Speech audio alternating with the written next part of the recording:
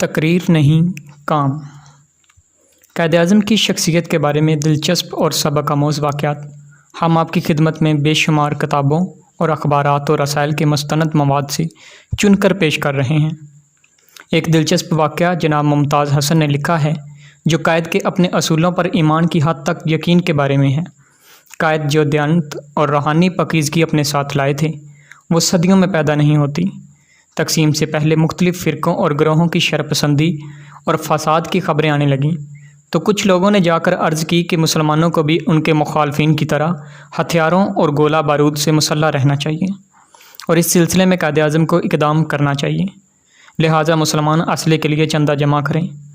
قائد یہ سن کر برہم ہوئے اور کہنے لگے، کیا تم لوگ مجھے منافق سمجھتے ہو کہ ایک طرف تو صلح کی اپیل پر دستخط کروں، مخالفوں کو مجبور کروں کہ لڑائی فساد سے باز رہیں، اور دوسری طرف تمہارے لیے ہتھیاروں کا بندوبست کروں تاکہ جنگ و جدول کی جا سکے؟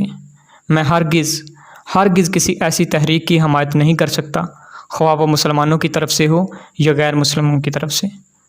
ایک اور واقعہ بھی جناب ممتاز حسن کی روایت ہے اور آج کے حالات پر بطور خاص صادق آتا ہے، کیونکہ سیاسی جماعتیں اکثر عوام کو متوجہ کرنے کے لیے بہترین تقریر بازوں کو تلاش کرتی ہیں جو عام آدمی کو جذباتی انداز میں متاثر کر سکیں۔ ممتاز حسن لکھتے ہیں کہ پیرزادہ محمد ذکاء اللہ مرحوم نے جو تقسیم سے پہلے شملے کے ایک سرگرم مسلم لیگی کارکن تھے، مجھ سے کہا کہ جب قائد اعظم نے 1937 میں مسلم لیگ کی تحریک شروع کی تو ان کے ساتھ کم ہی لوگ تھے۔ مجھے خیال ہوا کہ کچھ ایسے آدمیوں کو مسلم لیگ میں لانا چاہیے جو عوام کے بڑے بڑے جلسوں میں تقریریں کرنے کے عادی ہوں۔ ایک عرصے کی کوشش کے بعد میں نے ایک مشہور غیر مسلم لیگی مسلمان کو مسلم لیگ میں شامل ہونے پر راضی کر لیا، جو بلا کا مقرر تھا اور جلسوں میں حاضرین کو مسحور کر لیتا تھا۔ اس کی یہ شرط تھی کہ مسلم لیگ ان کے گزارے کے لیے 100 روپے ماہوار انہیں دیا کرے، کیونکہ کانگریس انہیں یہ وظیفہ دے رہی تھی۔ میرا خیال تھا کہ اس نے اس قدر کم مانگنے میں بڑی اصرار کا ثبوت دیا۔ خوشی خوشی قائد اعظم کے پاس پہنچا اور کہا کہ دیکھیے قسمت نے یاوری کی ہے، اور ایک مشہور معروف کانگریسی کارکن جو ایک زبردست مقرر بھی ہے مسلم لیگ میں آنے کے لیے تیار ہیں، بشرط یہ کہ ہم اس کے لیے فقط 100 روپے ماہانہ کا بندوبست کر دیں۔ اب آپ اجازت دیں تو معاملہ فوراً طے ہو جائے۔ اگر ضروری ہو تو ہم لوگ اس رقم کا بوجھ مسلم لیگ کے مرکزی فنڈ پر بھی نہیں ڈالیں گے اور مقامی طور پر خود ہی انتظام کر لیں گے۔ پیرزادہ صاحب مرحوم کا بیان ہے کہ قائد اعظم میری بات سن کر ذرا بھی خوش نہ ہوئے اور بولے، مجھے افسوس ہے کہ میں اس تجویز سے متفق نہیں۔ یہ کام مسلمانوں کا اپنا کام ہے اور اسے کرنے کے لیے کسی مسلمان کو کوئی رشوت دینا میرے نزدیک قطعاً جائز نہیں۔ اگر آپ کے دوست سمجھتے ہیں کہ انہیں مسلم لیگ میں آ کر کام کرنا چاہیے تو اس کے لیے شرطیں ٹھہرانا بہرحال مناسب نہیں۔ دوسرے، ہم ایک غریب قوم ہیں، آپ کے دوست ہم سے صرف 100 روپیہ مانگتے ہیں۔ اگر ہم ان کی شرط منظور کر لیں تو بھی اس کی کیا ضمانت ہے کہ زیادہ مالدار ہندو یا انگریز انہیں 100 روپے سے زیادہ رقم دے کر دوبارہ واپس نہیں لے جائیں گے؟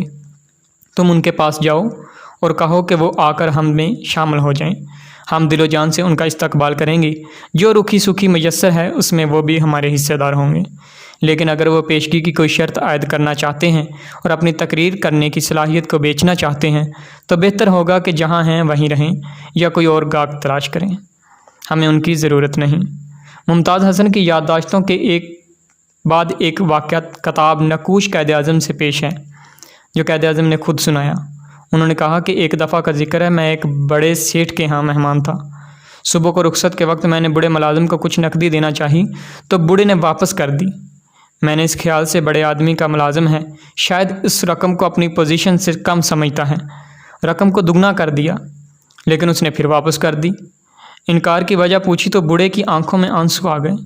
اس نے رقت انگیز لہجے میں کہا، قائد اعظم صاحب، آپ مجھے روپے دے کر خوش کرنا چاہتے ہیں، حالانکہ میرا بال آپ کے کام پر خوش ہے جو آپ قوم کے لیے کر رہے ہیں۔ میں خدا سے دعا کرتا ہوں کہ وہ میری باقی عمر آپ کو بخش دے تاکہ جو کام آپ نے اپنے ذمہ لیا ہے اسے پورا کر سکیں۔ میں تو خود اپنی جمع پونجی میں سے کچھ چندہ مسلم لیگ کو دے چکا ہوں۔ قائد کہتے ہیں، یہ سن کر بہت متاثر ہوا، ہمیں تو ایسے ہی کارکن درکار تھے جو پاکستان کے لیے قربانی دے سکیں۔ پاکستان زندہ باد۔ مزید ایسی ویڈیوز کے لیے عمر شاہ چینل کو سبسکرائب کریں اور ساتھ گھنٹی کے بٹن کو دبا دیں تاکہ آپ کو میری آنے والی تمام ویڈیوز مل سکیں۔